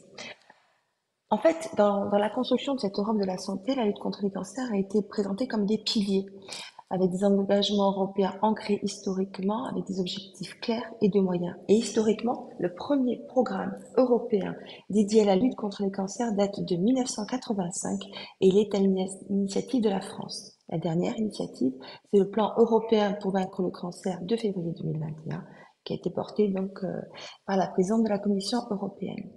Mais c'est vrai que l'Europe n'est pas, du fait de ses compétences et des disparités que j'ai évoquées, en première ligne dans les politiques de prévention de la santé et dans l'organisation des soins. Elle agit essentiellement dans un appui aux politiques des 27 États membres, avec quand même de bons résultats, hein, puisqu'il y avait simplement 3 pays de l'Union européenne qui avaient un plan cancer en 2003, il y en avait 25 sur 27 en 2019, donc quand même un soutien fort, et puis un soutien à la coopération entre États membres, et j'y reviendrai, qui je pense aujourd'hui en matière de recherche doit être vraiment soutenu. En fait, c'est vraiment le soutien à la recherche et à la prévention. Je vais vous donner des exemples. Ces derniers temps, on a mis en place l'espace européen des données de santé. J'ai fait un rapport au printemps 2022 en ce sens-là. Et donc, on a mis en place des projets comme l'initiative européenne en matière d'imagerie sur le cancer. La mise en commun de millions d'images sur le cancer qui vont permettre également, en utilisant l'intelligence artificielle, de pouvoir soutenir les équipes de recherche. Et puis aussi, une étude en matière de cancer colorectal avec des données actuellement qui sont communes entre la Belgique, la Hongrie et le Danemark. Ensuite, sur les mesures de prévention, il y a eu la révision de différentes directives sur le tabac avec l'objectif de génération sans tabac à l'horizon 2040, l'étiquetage nutritionnel qui, entre parenthèses, agite beaucoup les débats avec l'Italie notamment, et le Nutri-Score. Et puis, c'est aussi le pacte vert européen, le Green Deal et son volet de la ferme à la fourchette. Alors hier, elle en a beaucoup parlé, la présidente de la Commission européenne, et le Green Deal, c'est de façon très pratique un objectif de diminution de 50% de l'utilisation des pesticides, de 25% de diminution de l'utilisation des engrais, de 50% de diminution des ventes des antimicrobiens dans l'élevage, et enfin un objectif de 25% de terres agricoles en agriculture biologique. Et puis enfin la pollution atmosphérique, bien évidemment. Et puis sur le thème encore qui figure également dans le plan européen, la révision de la directive sur l'amiante au travail. Donc, on peut parler également vaccination, vous en avez parlé, et vous savez qu'aujourd'hui, c'est aussi un des objectifs de l'Union européenne. Et actuellement, une réflexion sur un objectif à 2025 d'une augmentation du taux de dépistage à l'échelle de l'Europe, des sites qui sont aujourd'hui les plus représentatifs, hein, qui considèrent 50% des tout cancers confondus, qui sont le sein, le col de l'utérus, le côlon, mais également le poumon, la prostate et les cancers gastriques. Donc aujourd'hui, l'Europe de la santé, de la prévention, c'est bien un besoin et c'est une nécessité. C'est une nécessité quand on voit ces 2,7 millions d'Européens nouvellement diagnostiqués en 2020, alors qu'un tiers pourrait être éduqué grâce à des mesures de santé publique. Et c'est un besoin quand on voit les disparités sociales, territoriales entre États et dans les régions de l'Union. L'Union de la santé, c'est aussi un paradoxe parce que celles de politiques comme la lutte contre le cancer sont intégrées depuis les années 80 grâce à la France et même inscrites dans le traité sur le fonctionnement de l'Union, mais ça a été beaucoup limité aux compétences stock de l'Union, à savoir le marché intérieur, la circulation des biens, et donc difficilement intégré dans les nouveaux traités. Donc cette nouvelle dynamique, grâce aux politiques de lutte contre les cancers, grâce à la, je vais pas dire grâce à la crise sanitaire, mais on a tiré des leçons de la crise sanitaire.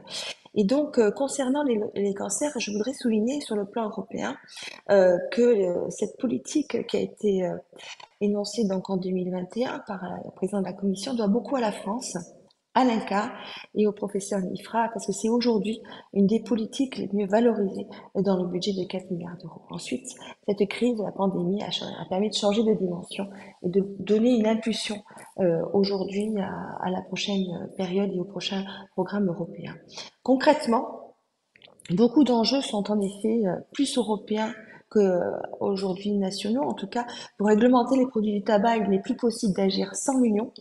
C'est grâce à l'Europe que nous sommes passés au paquet neutre de tabac en 2016. Et il y a quelques mois, c'est grâce à la législation européenne, j'étais rapporteur de la loi DADU, que j'ai pu à l'Assemblée faire en sorte que le tabac à chauffer passe au paquet neutre et qu'il n'y ait plus d'arômes récréatifs. Et on continue là-dessus, notamment sur les puffs, on y réfléchit pour la rentrée parlementaire. Pour les déterminants environnementaux, beaucoup de mesures sur l'amiante. Au travail, sur les produits phytosanitaires, vous en avez parlé, sur la pollution atmosphérique. Et sur l'alimentation, le volet nutrition de la ferme à l'assiette et la fourchette, on en avait à parler, et du surpoids et de l'obésité pour que le Nutri-Score puisse être intégré dans toutes les politiques. On a encore beaucoup de défis. D'abord, ce portage politique, j'en ai parlé. Ces 3 dernières années, on a eu beaucoup de foisonnement d'initiatives. La dernière, on parle beaucoup aussi également de la santé mentale, mais ce n'était pas une période avant la Covid, c'était pas une priorité pour l'Union européenne, et ça n'a été qu'évoqué hier dans le discours de l'Union. Donc nous devons aussi avoir un défi, et vous l'avez vous-même signalé tout à l'heure, c'est une Europe sociale. Et c'est un débat qui va devoir avoir lieu lors des prochaines élections. Le deuxième défi, c'est une cohérence correct avec un budget à la hauteur. Et le troisième défi, c'est pouvoir étendre les compétences de l'Union afin de pouvoir avoir une réelle politique de prévention. Et je souhaitais terminer mon propos et je reprends votre hommage aux deux intervenants qui en ont parlé juste avant et je voulais partager les mots. La nécessité d'incarner cette politique, c'était effectivement notre collègue eurodéputée Véronique Trier-Lenoir, cancérologue, qui, par sa manière de porter les combats, incarnait pleinement cette politique de la santé qui nous manque déjà et qui manquera à cette politique.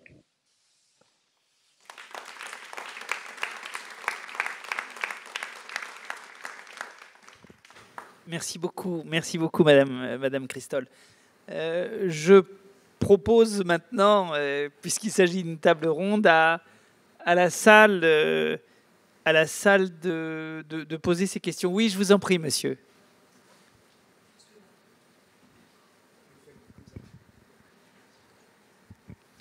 Oui, rebonjour, Jean-Louis Roumégas, donc petit acteur de prévention à Épidore. Et je voudrais d'abord témoigner que la prévention manque de moyens financiers, mais aussi, et là je veux parler d'éducation à la santé, elle manque de généralisation de l'accès à la prévention. Il y a des pays qui font beaucoup plus, qui inscrivent dans les programmes des heures de prévention systématique. Aujourd'hui, en France, on en est à du saupoudrage, et il faut être clair là-dessus. Donc, il faut généraliser, il faut plus de moyens. Mais je voudrais dire aussi le sentiment d'impuissance qu'on a parce qu'on a l'impression que les politiques publiques pour la santé, en fait, se heurtent à un ennemi, et cet ennemi, c'est les intérêts économiques de court terme. Chaque fois qu'on veut mettre des politiques de prévention, et c'est vrai que ça se joue beaucoup au niveau européen, quand vous voulez réglementer, on vous dit « mais attention, vous allez tuer la compétitivité des entreprises françaises si vous interdisez telle substance que pourtant la recherche a identifiée comme cancérigène ou comme perturbateur endocrinien ». Nous faisons de l'éducation aussi à l'alimentation, mais on se rend compte que le comportement alimentaire des jeunes et des moins jeunes n'est pas déterminé majoritairement par des considérations de santé, il est majoritairement déterminé par les stratégies de l'industrie agroalimentaire et par la publicité. Et très sincèrement, on a parfois le sentiment de lutter contre la mer avec des pâtés de sable. Et donc c'est pour ça que moi j'ai envie de dire les politiques de prévention seront une réalité quand à tous les niveaux, nationaux, européens, et comme l'a proposé Linda Cambon tout à l'heure, on intégrera les notions de santé dans l'ensemble des politiques, y compris économiques, et quand on internalisera les coûts économiques, parce que tout ça, c'est vraiment du mauvais calcul, si on comptait vraiment les coûts pour la société du cancer, des pathologies chroniques en général, et si on intégrait ça dans une économie bien comprise, on se rendrait compte qu'on ferait de bien meilleurs investissements en interdisant certaines pratiques industrielles et en mettant le paquet sur la prévention. Ce n'était pas une question finalement. Mais merci beaucoup, mais effectivement, il n'y avait pas de question. C'est une intervention supplémentaire, plus courte que celles qui l'ont précédée, mais qui correspond à un constat évidemment qui ne demande qu'à être partagé, mais aussi qui nous rappelle à chacun de nous notre responsabilité sociétale, quoi. Hein. Il faut dire, redire et marteler un certain nombre de choses. C'est vrai qu'il est traditionnel de dire que la santé perd tous ses arbitrages. C'est vrai aussi qu'à force de pratiquer le comique de répétition, on peut finir par être entendu.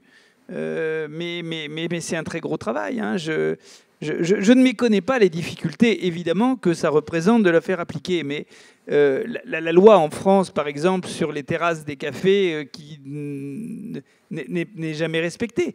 De fait, les terrasses de café sont interdites aux non-fumeurs. De fait. Donc il y a un certain nombre de choses qui méritent un travail collectif. Mais je crois que, et vous le faites très bien, notre logique, elle n'est pas d'aller dans l'imprécation, mais dans la persuasion, dans la conviction. Et la conviction, c'est aussi montrer, prouver et répéter. Juste, oui, effectivement, mais c'est d'accompagner. c'est d'accompagner, parce que vous le savez aussi bien que moi, que le grand public ne prenne pas ça comme des mesures liberticides. Et c'est terrible de le dire, mais c'est vrai. Quand on a mis sur le territoire montpelliérain les espaces sans tabac, n'imaginez pas le nombre de messages que j'ai reçus, outrés, de personnes à qui j'enlevais une liberté fondamentale, celle de fumer.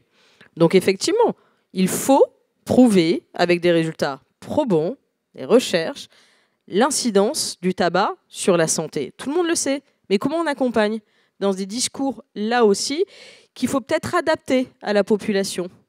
Si on est dans le général, ça ne marchera pas. Il faut qu'on fasse ce travail de fourmi, et nous, collectivités, on doit s'engager, en tout cas Montpellier, on s'y engage, à adapter les discours, même en fonction des quartiers, en fonction de l'âge aussi des populations, et en fonction aussi de certains, voilà, casser certaines représentations. Parce que on l'a tous entendu, quoi. La personne qui est déjà dans une urgence, qui est déjà à galérer, si vous me permettez l'expression, et ben la petite clope du soir, on va pas lui enlever. Bah, en fait, il faut lui enlever, parce que déjà, il y a un taux de prévalence très élevé par rapport à ses comportements de vie. Donc, on va essayer de l'accompagner pour voir comment on dédramatise ce passage au sevrage. Si je peux me permettre, le constat est bien sûr partagé. Tous ceux qui lisent les plans de santé publique depuis 2003, avec le premier plan cancer en particulier, savent qu'il y a tout un petit chapeau qui est en fait un copier-coller systématique. Il y a toujours deux phrases. Premièrement, on va rééquilibrer prévention et soins, et deuxièmement, on va réduire les inégalités. Mais c'est un gimmick, hein, on le répète. Et comme ça ne débouche sur rien, que nous commençons à évaluer nos actions, et nous sommes critiques sur le résultat de ce que nous faisons, nous avons mis en place une priorité qui est celle, bien sûr, de continuer à informer les adultes, mais aussi d'essayer de contribuer à l'éducation des jeunes. Et quand je dis des jeunes, c'est de la crèche à l'université. Et tous nos comités, tous sans exception, à la hauteur de leurs moyens humains et de leurs moyens matériels, rentrent en accord, bien sûr, avec les chefs d'établissement et les enseignants pour contribuer à l'éducation, à la santé, avec, depuis 2 ans, là, il y a un petit lien d'intérêt de ma part, l'éducation à la santé au travers des changements de comportement nutritionnel, en clair, la malbouffe et la sédentarité. Et ça entraîne quand même un certain nombre de choses, puisque de plus en plus, nous sommes sollicités pour le faire. Nous sommes de plus en plus sollicités par les comités pour qu'au niveau national, on leur fournisse des outils. Et finalement, nous avons, il y a 2 ans, rencontré l'ancien ministre de l'Éducation nationale et de la jeunesse, et on a signé une convention entre la Ligue nationale et le ministère qui devrait nous permettre, lentement, trop lentement, mais sûrement, de contribuer à faire de nos gosses des citoyens éclairés, de futurs consommateurs éclairés qui seront en mesure de résister à certaines fake news, aux publicités, soi-disant qui ne les concernent pas parce que c'est 10 minutes avant ou 10 minutes après le temps que le CSA, l'ARCOM, définit comme plage dangereuse pour les enfants, comme si les gosses ne regardaient la télé qu'à ce moment-là. Bon. Et donc, on a vraiment l'impression qu'il peut y avoir un mouvement qu'on va accompagner. Après, je ne sais pas si Norbert le dirait, mais enfin, ayant été cancérologue, il faut rester optimiste, sinon on ne se lève pas le matin. Merci Daniel. Béatrice Fervers. Merci Norbert. Tout d'abord, merci à tous deux de rappeler la mémoire de Véronique Trier-Lenoir, notre amie et collègue, qui était un acteur clé de l'Europe de la santé et du plan cancer européen. Je te rejoins, Norbert, sur les questions de la prévention. Le meilleur cancer, c'est celui qu'on n'a pas eu, ou avec le dépistage, qu'on a détecté précocement, ou encore pour ceux qui malheureusement développent un cancer, ceux où on a pu prévenir les complications et le deuxième cancer, puisque la prévention dans les personnes qui ont eu un cancer, c'est important aussi. On a vu ce matin l'importance des connaissances, comment ils se construisent, quels sont les enjeux pour la recherche, mais on a déjà un certain nombre de connaissances et l'événement comme celui d'aujourd'hui participe à partager ces connaissances avec les publics et donc à faire évoluer les compréhensions de ces facteurs. On a vu aussi ce matin la prévention qui se situe à l'intersection du domaine de la santé, du domaine de l'économie, des politiques publiques. Et c'est ça ma question à vous trois. On a notamment l'INCa et aussi la Ligue un effort majeur pour soutenir la recherche sur la prévention. Je suis convaincue qu'on apportera de nouvelles connaissances importantes dans le domaine. Comment anticipez-vous, et je vois en vous deux cette sensibilité justement du lien entre le monde de la santé et les mondes politiques, de traduire cela dans un modèle économique, puisque contrairement au traitement du cancer, si je suis dans une nouvelle molécule de chimiothérapie, c'est avec l'assurance maladie que ça se négocie de la prise en charge. Quand je suis sur des pratiques comme l'activité physique, aujourd'hui on peut dire un patient à qui on ne propose pas d'activité, un patient atteint de cancer à qui on ne propose pas d'activité physique, c'est une perte de chance pour le patient.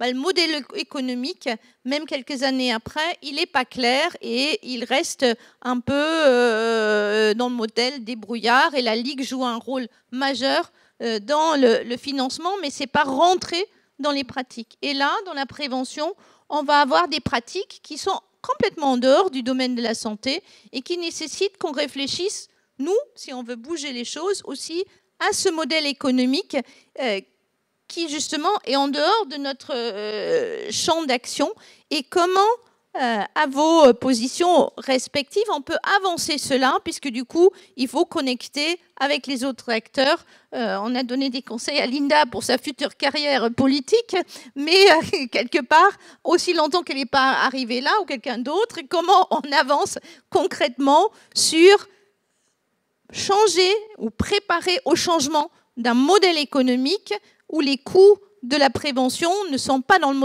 monde de la santé, mais sont en dehors du monde de la santé. Alors, brièvement, parce qu'évidemment c'est un sujet majeur et que nous avons quasiment épuisé notre temps, et avant de dire évidemment que nous voterons tous Linda comme présidente le moment venu, ou comme première ministre, mais je crois que c'est un travail collectif, clairement. C'est un travail d'écoute. Chacun de nous a un cercle de personnes qu'il peut toucher, à qui il peut expliquer. Et à force d'avoir un message convergent, il finit par être entendu. Il est de coutume de dire qu'en interministériel, la santé perd tous ses arbitrages. On a vu que ce n'était pas vrai. On a vu que ce n'était pas vrai.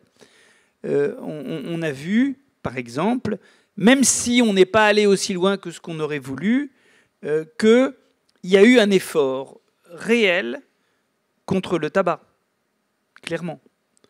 Y compris sur l'augmentation des prix qui ont posé un problème sociétal et s'est heurté à tous les blocages que tu peux imaginer, que ce soit celui des buralistes, celui des lobbying infernal et permanent des fabricants de tabac, et aussi, je dirais, de tous les ignorants manipulables qui ont relayé toutes ces batailles, et en allant jusqu'à oublier que ce n'est pas la fumée de tabac qui est cancérigène, c'est le tabac. sous toutes ses formes. C'est montré, c'est archi-montré. Le premier, pour rappel, hein, le premier cancer démontré avec le tabac, ça a été le cancer de la joue des gens qui chiquaient. Sauf à être complètement masochiste, on ne chique pas du tabac allumé. Hein. Donc c'est bien le tabac qui est cancérigène.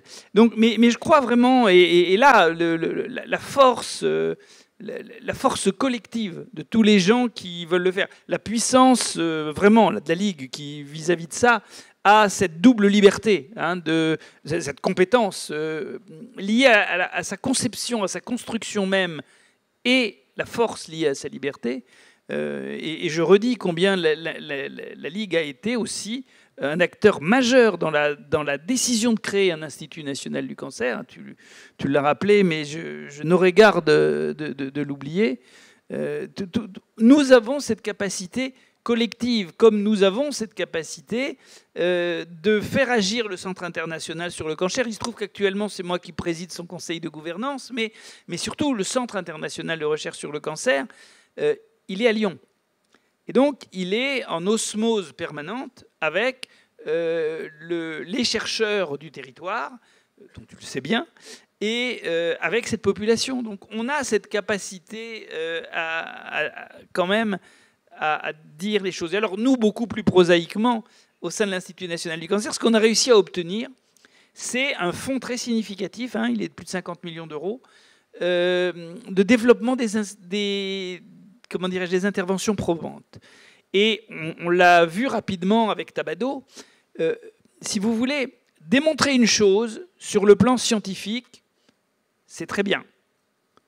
Ce qu'on ne sait pas faire, aussi bien en santé publique qu'ailleurs dans un autre champ qui est celui du médicament, c'est passer de la preuve du concept que de passer la preuve du concept à sa généralisation.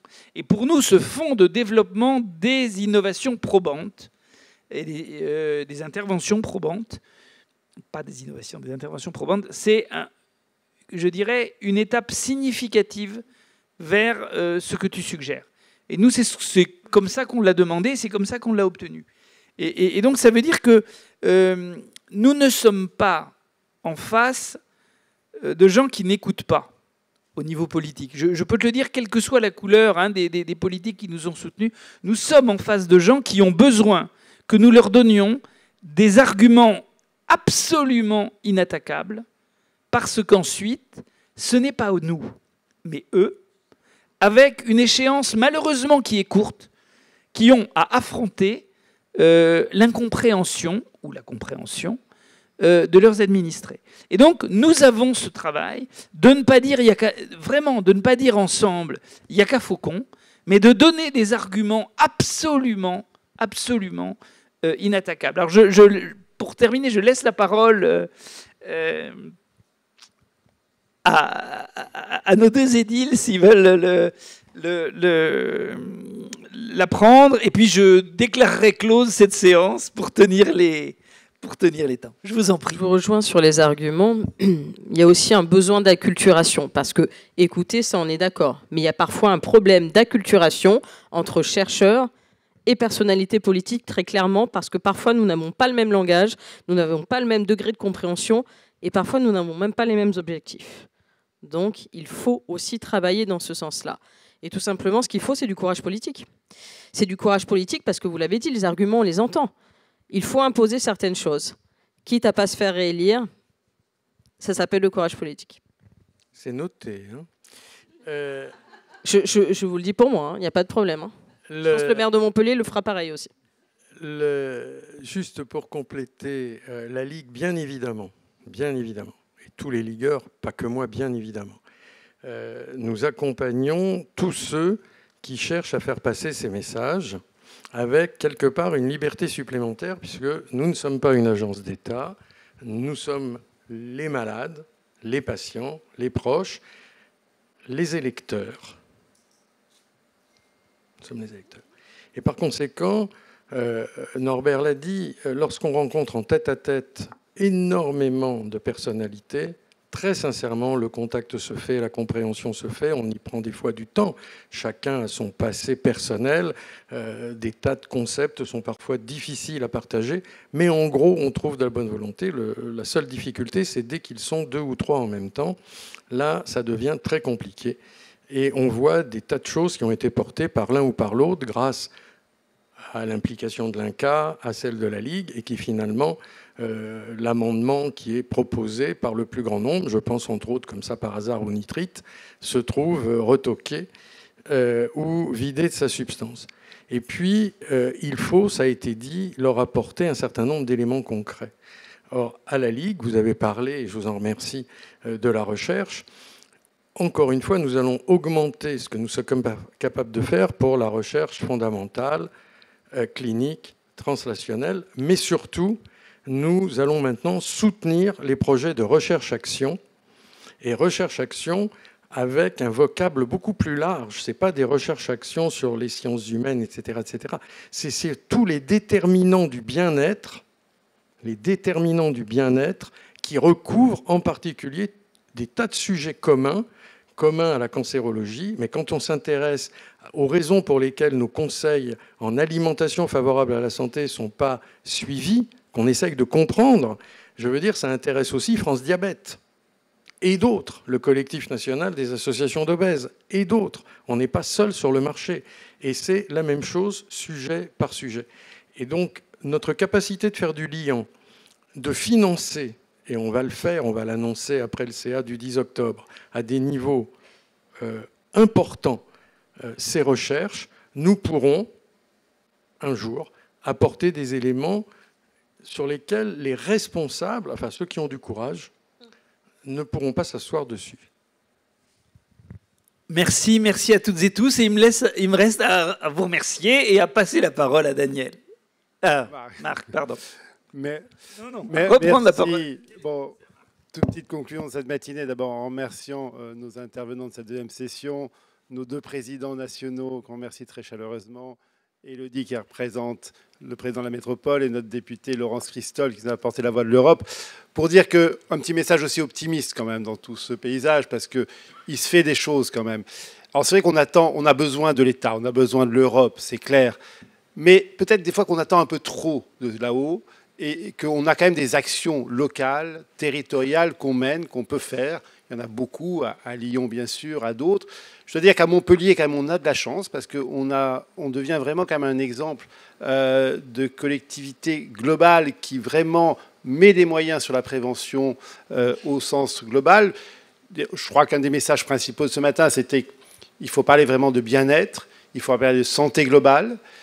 On a, je vous rappelle, l'université de Montpellier, qui est une université d'excellence, qui a comme grande thématique protéger, nourrir, soigner, c'est-à-dire mettre ensemble les acteurs de l'écologie, les acteurs de l'alimentation, les acteurs de la santé, parce que c'est un ensemble complet, que la métropole a repris cela dans ce triptyque, dans son grand projet Med-Vallée, qui a donné une cohésion. À l'ICM, avec Epidor, on est bien sûr totalement acteur de cela. Je rappelle aussi que on a des actions à Epidor financées par l'ARS qui sont quand même importantes, que le rectorat aussi intervient. Donc il y a quand même beaucoup de messages, je dirais, un peu optimistes, parce qu'il se passe beaucoup de choses dans les territoires, dans les régions, au-delà peut-être de toutes les décisions, effectivement, qui dépendent des ministres, de l'État, etc. Et je crois qu'on fait beaucoup de choses. Je crois aussi qu'il ne faut pas trop culpabiliser les citoyens. Et on en parlera, je pense, un peu cet après-midi, avec une très belle session qui sera sur comment justement on va changer les comportements. Et ça, il faut de la psychologie là-dedans. Et je vois Florence Cousson-Gély, qui est professeure de psychologie et directrice scientifique d'Epidor, qui connaît bien ça. Et je pense qu'on aura des exemples cet après-midi, parce que c'est vraiment quelque chose, ça ne peut pas être simplement des décrets qui viennent d'en haut. Il faut vraiment qu'on soit dans l'action locale. Et je crois que tous les acteurs ce matin, tous les intervenants ont été vraiment particulièrement brillants. Donc je les remercie tous très chaleureusement. Je vous dis un bon appétit, parce qu'on a un déjeuner buffet qui nous attend. Et qu'à 14h30 maximum, peut-être même un peu avant, on reprendra les sessions pour la 3e session. À tout à l'heure.